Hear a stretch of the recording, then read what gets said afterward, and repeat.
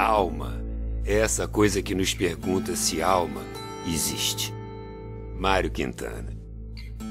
As pessoas que estão por trás das fotografias têm alma, né? Têm uma história. Eu acho que o grande barato é a gente permitir que quem receba a foto veja a alma dessas pessoas e veja a alma de quem fotografou. Veja essa comunhão. Essa comunhão é um momento de êxtase. É uma coisa muito bonita.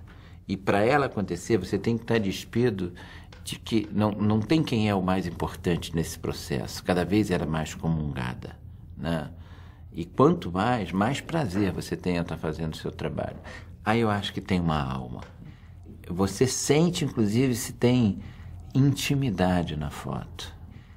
Se eu chego diante do companheiro e se eu posso, com um companheiro, fazer um trabalho que é um trabalho coletivo, né, e a experiência dos coletivos é fantástica, por que esse coletivo não pode ser estendido a quem é fotografado?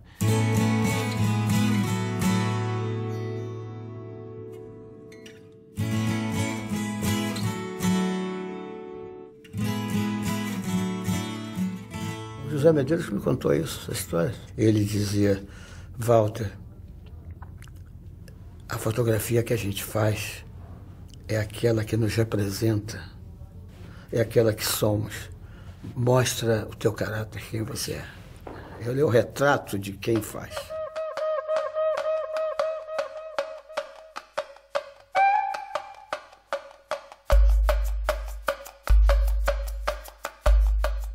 Eu fui participar de uma reunião do Movimento Negro. E quando eu cheguei, eu vi uma determinada discussão que estava acontecendo e percebi que ali estava se construindo uma história. E daquele momento em diante eu disse o seguinte: olha, eu acredito que eu posso registrar essa história enquanto vida eu tiver. No meu tempo, ninguém vai dizer que o negro não teve memória, porque vai ter.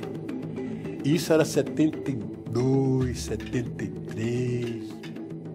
O movimento negro é parte da razão do meu viver, mas a fotografia é a razão do meu viver. Se eu tiver que decidir entre uma assembleia do movimento negro e fazer uma fotografia, eu vou fazer a fotografia e não vou na assembleia, porque a fotografia para mim é importante. Às vezes as pessoas perguntam assim para mim: você faz uma fotografia afro? Sua fotografia é uma fotografia afro? Não, a minha fotografia é uma fotografia que ela é normal como uma outra qualquer. Só que eu tenho um olhar diferenciado com a questão negra. A fotografia é poética, ela é muito poética, né? Ela é lírica e ela só se completa com o olhar do outro.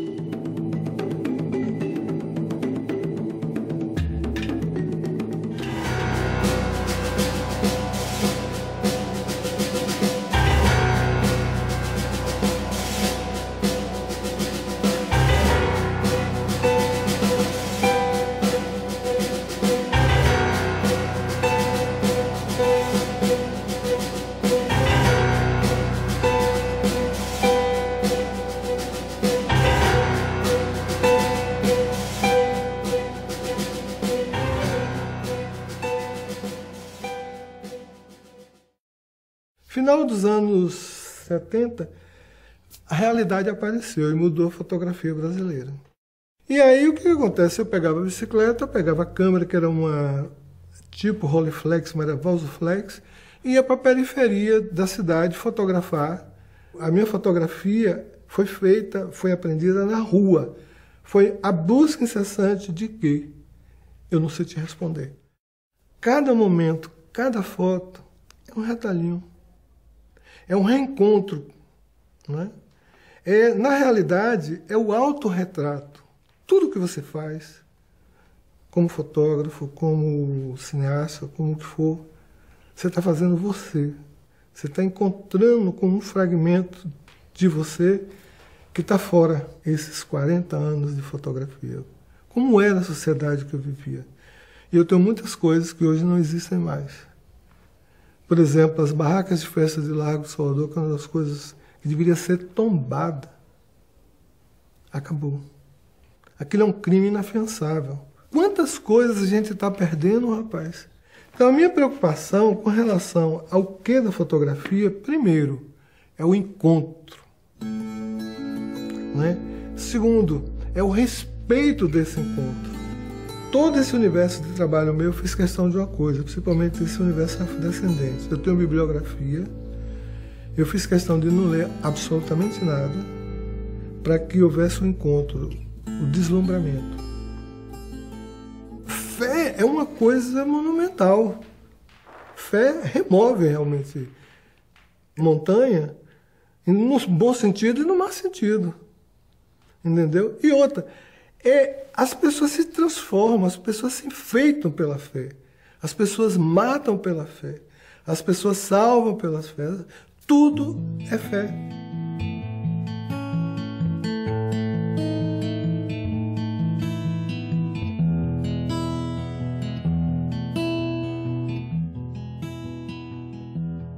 Se uma foto não está suficientemente boa, é porque você não se aproximou o suficiente do fato. Robert Capa. O Nazaré do Moncajuba, esse nome se refere a um vilarejo de pescadores num ponto bem isolado, né? Nazaré do Moncajuba é uma vilinha, cerca de 200 pessoas vivem na beira de um riozinho.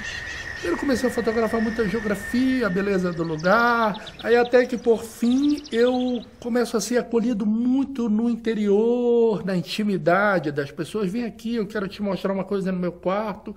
E eu comecei a ver objetos muito pessoais, cortinas, lençóis, que tinham uma marca muito forte do dono. E sobre esses objetos eu comecei a reproduzir a imagem de cada um desses donos em tamanho real, que eu havia feito por solicitação deles, né? E, na verdade, essas imagens elas estão todas impressas sobre o objeto de cada um deles. Um lençol, uma toalha de mesa, uma cortina, uma rede.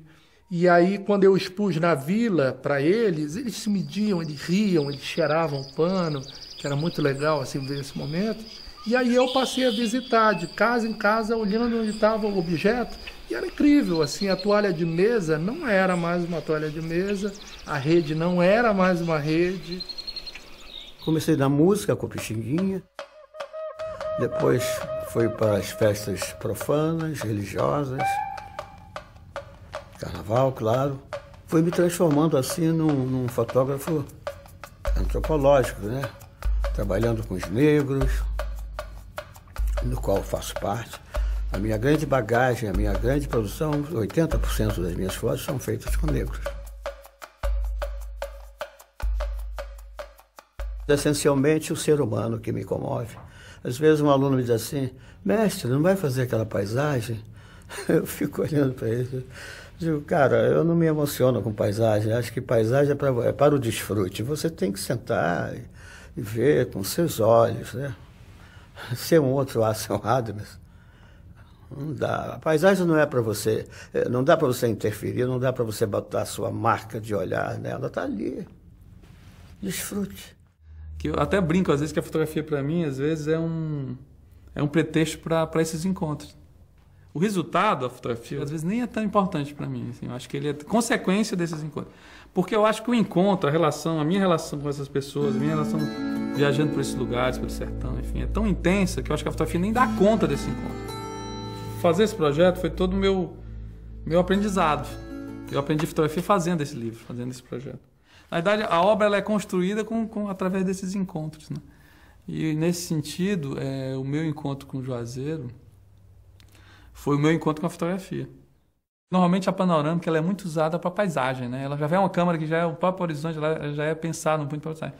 E é um desafio de tentar fazer paisagem humana, que é o que me interessa. Porque minha fotografia sempre foi ligada ao homem. Para mim não faz sentido fotografia sem gente. E o sertão é um pouco do resumo, um pouco da minha obra, porque meu trabalho é no sertão.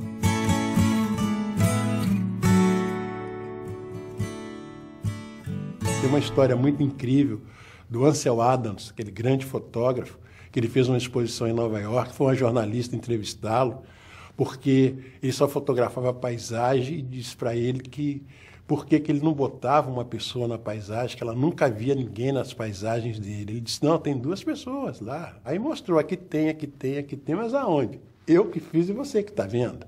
Tem 2 pessoas na minha foto. Tá entendendo? Porque a foto se completa com o olhar do outro. Quando o mundo se tornar confuso, me concentrarei em fotografias. Quando as imagens se tornarem inadequadas, me contentarei com o silêncio. Ansel Adams. O Terras de Preto, eu acho que era uma pauta jornalística mesmo, que eu descobri que era riquíssima, né? Então, foi num momento que tinha 10 grandes comunidades no Brasil lutando ou até mesmo resistindo pela posse, para ter a posse de terra e tudo mais, e com uma riqueza cultural enorme. Isso aí não era totalmente desconhecido no Brasil. Então foi mesmo um interesse de uma pauta jornalística, de querer mostrar esse lado do Brasil também. Esse Brasil profundo, né? Essa coisa da cultura negra que nasceu no Brasil também. Então isso eu achei um tema fascinante. Essa foto ela foi uma sorte, porque na primeira edição ela passou em branco, eu não vi essa imagem, que tinha um rapaz escondido ali, num cantinho no fundo da sala. E depois, por sorte, eu fiz uma reedição desse trabalho e encontrei essa foto aí, que, né, foi uma foto marcante na minha carreira. As pessoas brincam muito, como eu trabalho com essa coisa de cultura negra, um pouco de misticismo e tal, então sempre rola uma brincadeira que aquele cara não estava ali, ou será que estava e tal.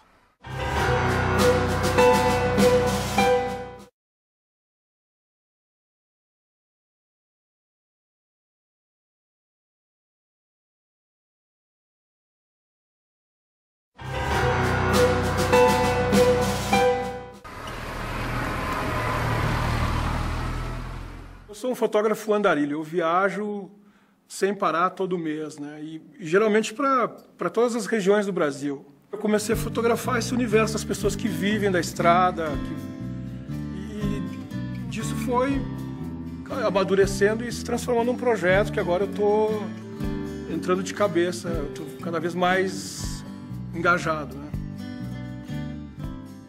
Eu acho que a fotografia na minha vida surgiu um pouco em função da Rádio Nacional, das histórias da minha mãe, da minha avó, dos andarilhos que eu conheci na estrada onde morei. Porque, assim, morei muito tempo no cruzamento da Belém-Brasília com a Transamazônica. O único meio de comunicação era a rádio. Então, pela rádio, a gente tinha notícias do Brasil inteiro e notícias das pessoas. Então, aquilo tudo, para mim, era um universo incrível, né? Eu nasci em Belo Horizonte, morei até os 5 anos de idade num apartamento em São Paulo, em Rio Preto. Então, quando meu pai resolveu que a gente ia se aventurar pelo norte, né? Aquilo era um mundo, era um universo que se abria para mim. Então, tudo que era dito, que era visto, era uma construção nova, né? De referências que eu não tinha. Meu pai era motorista de táxi, foi para São Luís uma vez, já velho. Falou, meu filho, se eu soubesse que tinha esse lugar, eu talvez nunca tinha ido para São Paulo, ia ser motorista de táxi aqui, arrumava uma morena bonita e tal. Foi absorvendo uma cidade, foi assim gostando da luz que tem lá, uma luz que eu não sabia direito, fui aprendendo. Já era fotógrafo, sempre gostei da água, né? Então, em São Paulo nem sabia que eu gostava de água, né? Tinha medo da água. Então eu persigo as últimas embarcações tradicionais, que são barcos fortes, pesados, da escola de Sagres ainda, isso é verdade, e que são embarcações a vela, velas enormes, né? E que enfrentam aquele mar. Tem uma coisa que eu gosto muito, são as irmandades, né? São as irmandades que já existiram nas igrejas Nossa Senhora do Rosário dos Pretos. E eu fotografo essa igreja, fotografo a festa de São Benedito, que é fortíssimo, é emocionante, assim.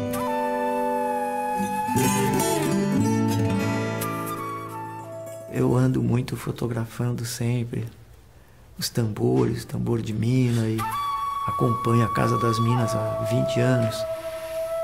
No meio da festa do Divino tem a caixeira dá um sorriso bonito, eles brincam ainda, elas são brincalhonas, né? Fizemos um livro que chama Os Olhos da Alma, e andamos pelo Maranhão, fotografando imagens sacras feitas pelos índios ou pelos negros, pelos escultores, alguma coisa que veio de fora, entramos nas igrejas. Era uma pesquisa que já tinha, então com o carro eu só fui entrando nos lugares. A pessoa fala, o senhor é padre? Eu falei, sou. O senhor é do Vaticano? Sou. Para poder ir entrando, para pegar os santos, né? Um dos lugares, fomos desvestir a santa, assim, que era uma santa de roca bonita, um rosto lindo. E daí eu fui desvestir a santa assim, não, vamos fazer... Não, um homem não pode desvestir uma santa. Não, mas é para... Não, senhor. Mas por quê? O senhor vai ver o fogareiro dela, eu não quero que o senhor veja o fogareiro dela. Eu e o Ricardo Azzurri discutindo essa nova modalidade aí, né, de ser transportado ou modalidade esportiva, depende do ponto de vista, né?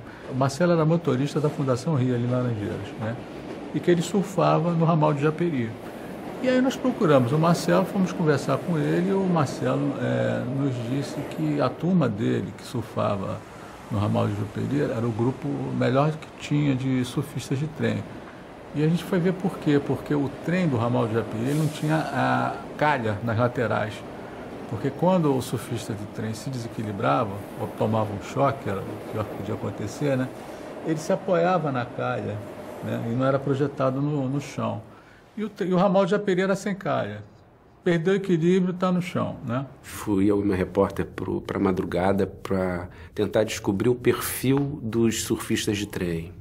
Quem eram os surfistas de trem?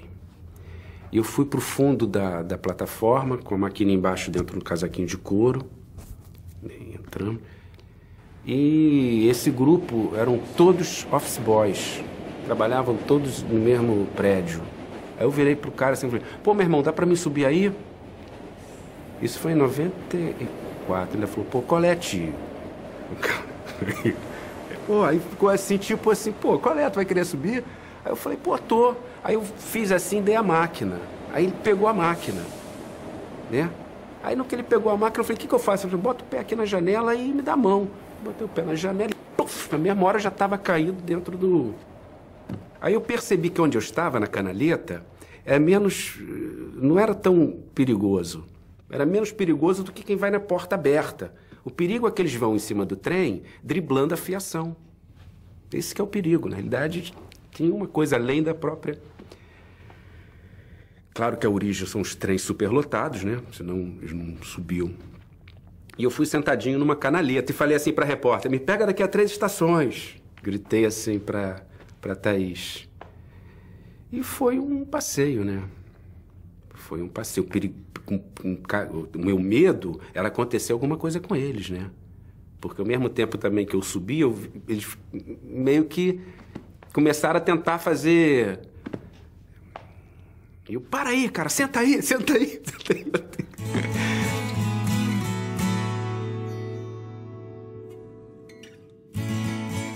Um amigo meu que resolveu ir fazer um curso de fotografia. E eu fui muito mais para tentar ocupar meu tempo do que conhecer ele para fotografia. Fotografia para mim era álbuns de famílias, no máximo. E aí eu me apaixonei por fotografia. Eu me apaixonei e fotografia e a relação com direitos humanos que isso proporcionava, uma ferramenta. E isso deu um impacto na minha vida de 180 graus. Então eu, que muitas das vezes era um agente de violência, eu acabei me tornando um fotógrafo humanista. E comecei a reconhecer valores, tanto do espaço, das favelas, do espaço onde eu moro, como das pessoas e em mim mesmo. Então a fotografia para mim foi um divisor de águas. Fotografar favela para mim é buscar relações humanas. Eu vi a fotografia muito de uma forma documental, muito de uma forma de vivência, né? De você querer fazer parte daquela história, querer contar histórias, querer conhecer pessoas, poder viajar e poder contribuir de alguma forma com a memória desses espaços populares, que seja quilombolas, aldeias indígenas, favela, enfim, comunidades rurais, né? Mas ela foi muito a partir dessa sedução mesmo, dentro da fotografia documental, influenciado por esses grandes mestres que eu tive o prazer de poder estudar com o Ripper. Para mim é uma honra muito grande. Quando eu cheguei na aula, pô, quem está ali foi o cara que me influenciou, que eu vi tantas fotos dele em aulas, trabalhando em produção gráfica, né? É claro que ninguém se torna fotógrafo fazendo um curso, né? Mas a partir da prática da escola, eu diria que desde 2005 eu fotografo pela agência, né? Pela agência Imagem do Povo, do qual a gente faz parte, do projeto Imagem do Povo. A gente recebe pautas, né? Que são geralmente clientes que se interessam por um determinado tipo de trabalho. A gente vem conversando muito dessa importância do nosso papel hoje, dessa nova geração de fotógrafos. A gente assume o compromisso com os fotógrafos da década de 70, que foram os integrantes da primeira agência fotográfica, né, da primeira agência de fotojornalismo independente no Brasil. Então a gente assume esse papel hoje, assim, o Imagem do Povo, ela é filhote ou neta, não sei, desse movimento fotográfico. E aí eu falo não só da busca de temas independentes, de uma busca de temáticas de trabalhos mais autorais, mas é também uma briga no mercado de trabalho. É muito importante hoje o fotógrafo, que é um documentarista, ele entender, primeiro, que independente da discussão se o trabalho dele é artístico ou não, ele entender que qualquer arte, né, ela só é uma obra de arte porque ela traz em si a extensão da personalidade de quem cria, né? E que o trabalho do criador documentarista é um trabalho onde ele tem que comungar a visão, a alma, o querer do fotografado com o seu querer, sendo a ponte a quem vai ver, de maneira que a pessoa queira bem, né?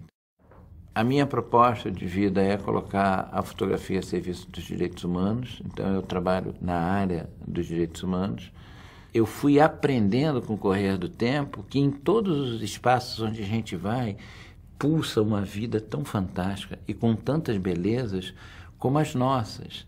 E que, inclusive, esse critério, né, de o que é beleza, né, o que é arte, ficou tão confuso e tão estereotipado que a gente tem dificuldade quando a gente vai fotografar a nossa família.